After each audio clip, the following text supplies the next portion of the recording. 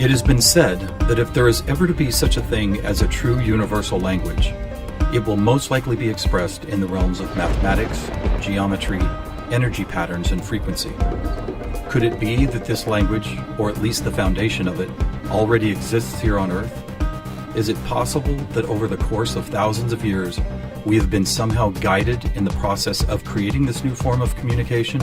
And if so, what type of information will be conveyed through it that could not be expressed any other way?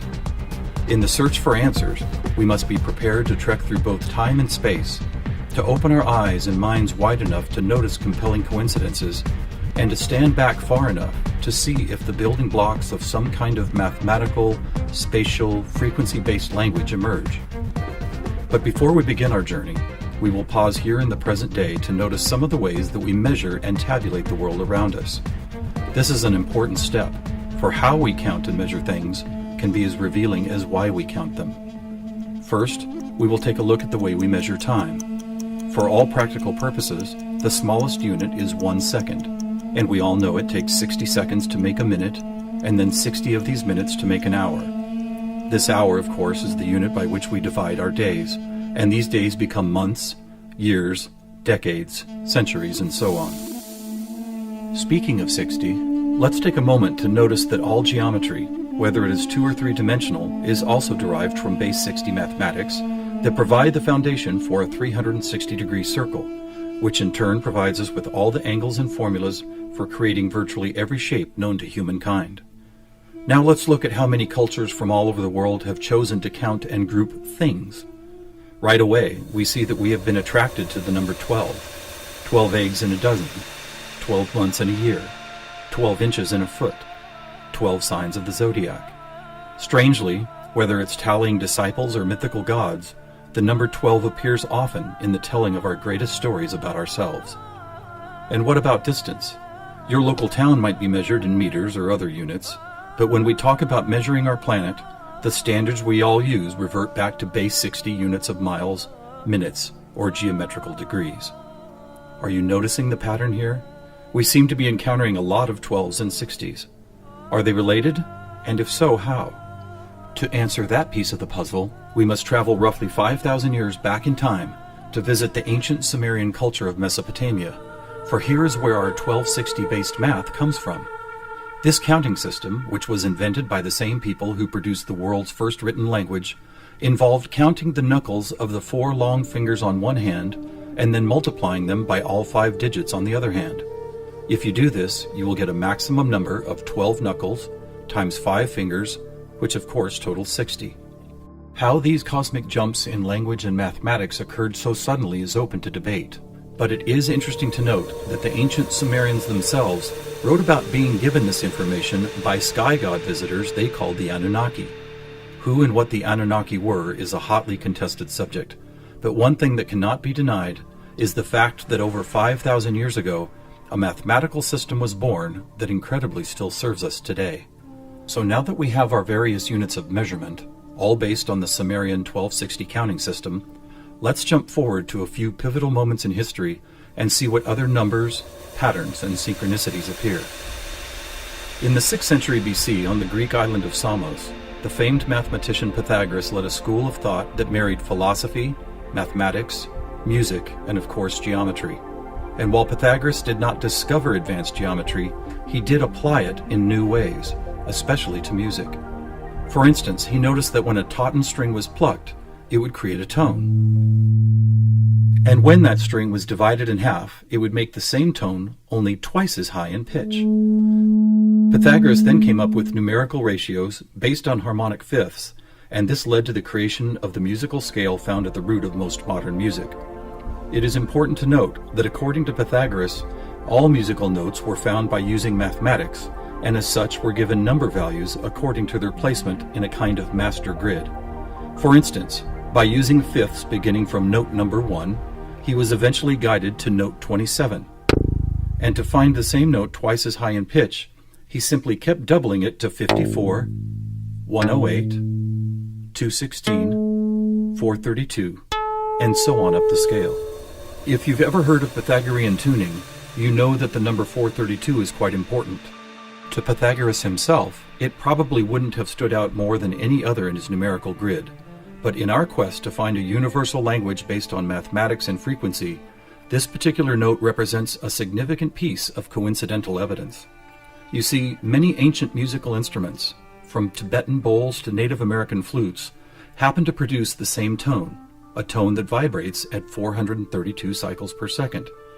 That's compelling, but even more intriguing is the fact that Pythagoras was not calculating vibration cycles to find tone 432. It just happens to be the same number. What's more, for decades, most modern musical instruments were also tuned to this same fourth octave A, with a value of 432 cycles. How could this be? Who chose this particular note as the keystone for instrument tuning, and more importantly, why? Here is where a deeper mystery begins to emerge, and to explore it we will need to go back to Pythagoras' other passion, geometry. It is not an exaggeration to say that to Pythagoras and his disciples, geometry and math held a key to the nature of all life everywhere, and maybe it does. Let's look at the first four geometric shapes, the circle, triangle, square, and pentagon. In each of them are angles of degrees that, when added together, always total a specific number relative to that particular shape. For instance, if we take a triangle, the sum total of all three interior angles is always 180. For both the square and circle, it is 360. For a pentagon, it is 540. Now at this moment, let's step back and look at these numbers in a different way, as there seems to be something about them that reaches beyond a simple sum of angles. Did you notice that they happen to be in the same numerical neighborhood as tone 432? What's more, they all add up to 9, just like 432. As an experiment, let's take a look at the numbers found in basic geometric shapes, then apply those numbers as vibration cycles to hear the tones they produce. First, let's listen to what the 180 total degrees contained in a triangle sound like.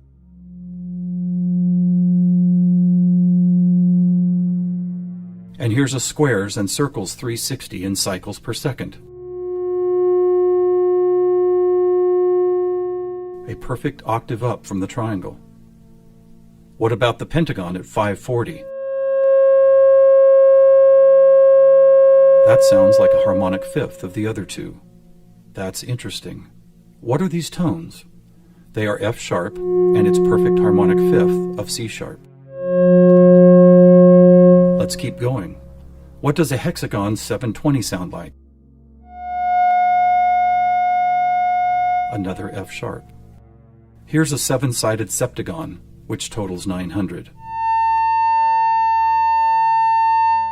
This is an A sharp, which happens to be the note required to complete an F sharp major chord in perfect three-part harmony.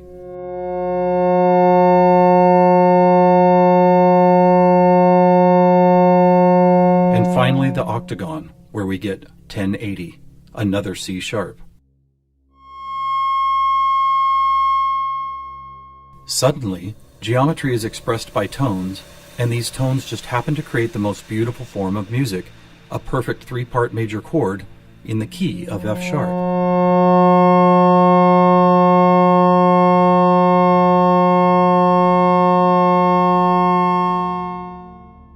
Is this something we've been missing for years? Is it important?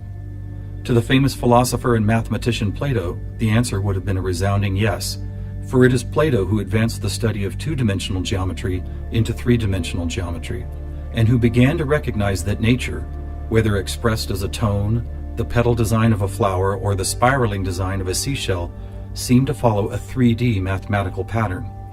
In fact, it became an obsession of Plato to try and find the simplest three-dimensional geometric shapes, and his quest ultimately revealed what we now call the Platonic solids. In essence, these forms represent the most elemental construction blocks found both in human-made and natural forms. So let's see if and how they fit into our geometry tone grid. First, there is the tetrahedron, or a three-sided pyramid comprised of four interlocking triangles. As we did before, let's add up all the angles found in those four triangles.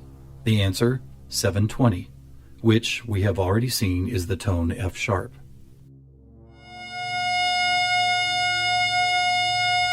Next we have the cube, whose six 360-degree squares totals 2160. What does it sound like?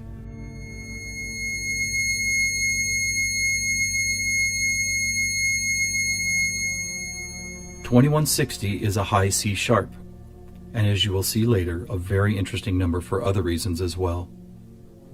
Next up is the octahedron. Constructed of 8 triangles, this shape totals 1440, which is another perfect F sharp higher up the scale.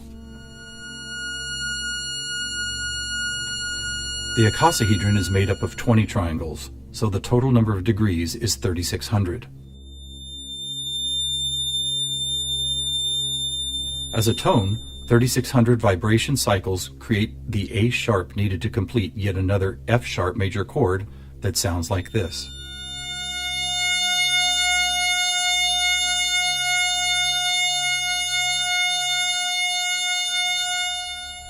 At this point, we have seen how 2- and 3-dimensional geometry can be expressed by the notes found in an F sharp major chord. Could this also be true with what is known as sacred geometry? To find out, we will first need to build a design called the germ of life, which, when repeated, goes on to reveal the seed of life, then flower of life pattern found at sacred sites all over the world. First, we start with a circle at 360 degrees, which is the familiar F sharp. We then add our second circle, bringing the total to 720, another F sharp. 3 circles totals 1080, which provides the harmonic fifth of C sharp. 4 circles is 1440, another F sharp. 5 circles totals 1800, or the A sharp needed to once again provide the harmonic third of an F sharp major chord. And finally the 6th circle, which brings the total to 2160, another C sharp. Amazing! It's as if we can now both see and hear the flower of life pattern that has intrigued humankind for thousands of years. So now we have 2-dimensional geometry, 3-dimensional geometry, and even sacred geometry being represented by different variations of an F sharp major chord. How is this not common knowledge? How have we missed this connection? There are actually 3 explanations. 1, for reasons ranging from the mundane to the conspiratorial, musical instruments are no longer tuned to an A vibrating at 432 cycles per second, but rather 440. 2, modern tuning calls for equal temperament, which no longer adheres to Pythagoras' whole number simplicity. And 3, the tuning method required to reveal geometric shapes is based on a mathematical grid rather than mathematical ratios. This grid, if it had a name, would probably be called something like factor 9, because the number 9 is found not only in the sum of every note on the grid, but also as the number required to move up or down the scale. For instance, if we started at note A at 216 cycles, all we would have to do is add or subtract the number 9 to reveal all the other tones in that octave. And it is here, on this incredible factor 9 grid, that we find not just some of our geometric numbers, but all of them. Conversely, modern A440 tuning reveals not one correlation to geometric numbers. Now let's go back for a moment and take a look at one of these numbers, 2160, the number expressed by both the cube and the germ of life pattern. You may have already noticed that without the 0, it is exactly half of our magic 432. That's worth noting, but what is even more intriguing is the way this number keeps showing up in other large-scale measurements. To discover one of these measurements, we will need to jump forward from Plato's time to when the Mayan civilization was flourishing. Roughly 1500 years ago, Mayan stargazers were the most accomplished astronomers the world had ever known. Their concept of cyclical time led to many incredible discoveries: the accurate length of a year, the exact dates of seasonal changes, even the moments when solar and lunar eclipses would occur. But their most amazing discovery was of something known as the precession of the equinox, which makes note of a very slow wobble of Earth's axis. Somehow aware of the fact that this wobble takes 25,920 years to complete, the Mayans called this cycle one great year, with each of its 12 great months requiring 2160 Earth years to complete. And what about this? Did you know that the diameter of our moon, when measured in miles, also happens to total, you guessed it, 2160? Lastly, watch what happens when we apply simple division to this highly synchronous number. 2160 divided by 2 is 1080, the angle sum of the octagon. By 3, 720, the total of the hexagon. By 4, 540, the pentagon. By 5, Are you ready? It's the ketone of 432. And by 6, 360, the number of both the square and circle. All F sharps and C sharps, with our 432A thrown into the mix, as if it were some kind of clue to solving a cosmic riddle. Maybe we should look at this number even more closely.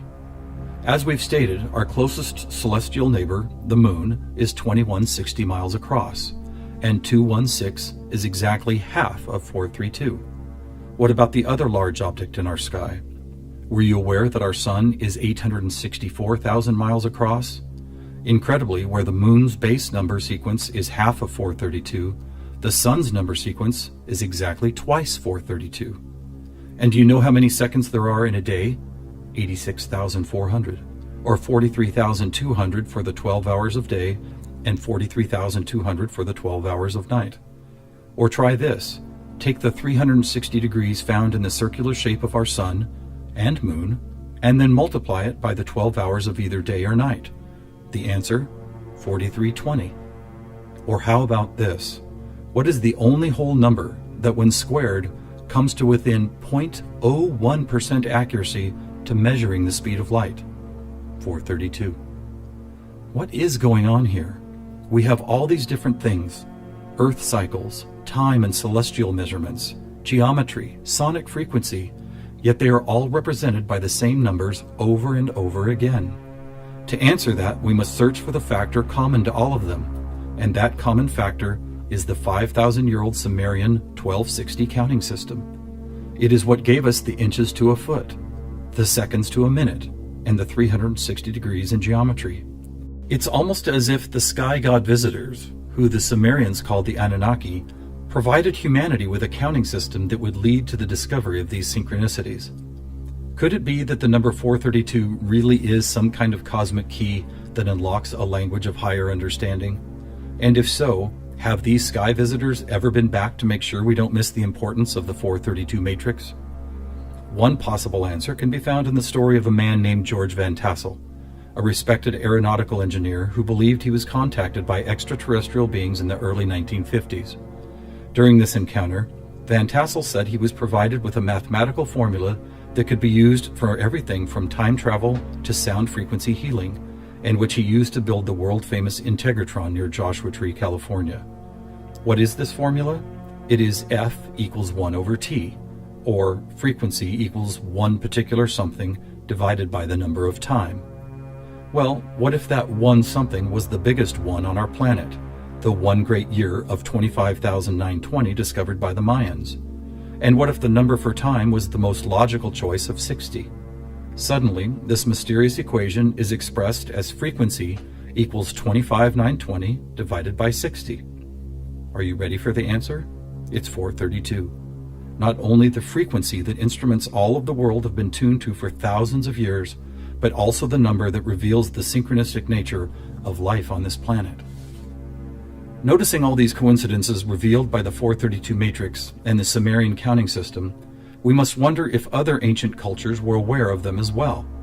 Just scratching the surface, it would seem that they were. For example, let's take the Sumerian 12 and square it for a total of 144. Right off, we see that it is indeed a number and tone contained within our factor 9 grid. Expanding outward, we find 1440, then 144,000, which is a number that appears all over the world in the most compelling of ways. Take, for instance, the Great Pyramid of Giza. It happens to have been covered with 144,000 smooth white casing stones. To ancient Mayans, 144,000 days was the length of their 394-year Baktun, a time cycle which has just begun again. In the Bible, we read that there will be 144,000 chosen ones redeemed from the earth prior to the apocalypse. Obviously, number sequences like these have been significant to many different cultures and religious sects, and to one enigmatic group in particular, the Freemasons. Were the earliest Masons, the supposed keepers of sacred information, also aware of the factor 9 grid, the 432 key, and the number 144,000? Their infatuation with the numbers 3 and 13 might be telling. For instance, if you divide 144,000 by 432, the answer is 333.3 into infinity. Or take a look at the back of a dollar bill. That famous unfinished pyramid could be revealing some interesting clues. For instance, there are 13 steps climbing the pyramid, and 13 times 33.3 is 432.9. Even the shape of the flat-topped pyramid appears to be made as if someone had drawn 4 dots in a line, then 3 above it, then 2 above that, and then connected those dots to reveal this iconic shape. And of course, let's not forget that the square root of our all-important factor 9 grid is 3 threes. Who else knew about 432? The answer is surprising. In India, large cycles of time are called Kali Yugas, and each one is 432,000 years long. In fact, the number 432 appears so often in sacred structures and myths, from Stonehenge to the pyramids, that author Joseph Campbell could not help but see it as the most important mythological number in history. So what do we have here? What is it that's trying to be expressed by all of these coincidences? One answer is that over the course of history, we have been somehow guided toward both the subconscious creation and eventual conscious recognition of a grand pattern based on frequency, mathematics, time, space, and geometry.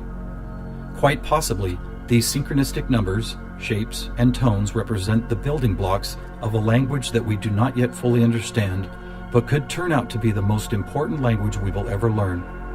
How will we use it? Who will we be conversing with? Time will tell.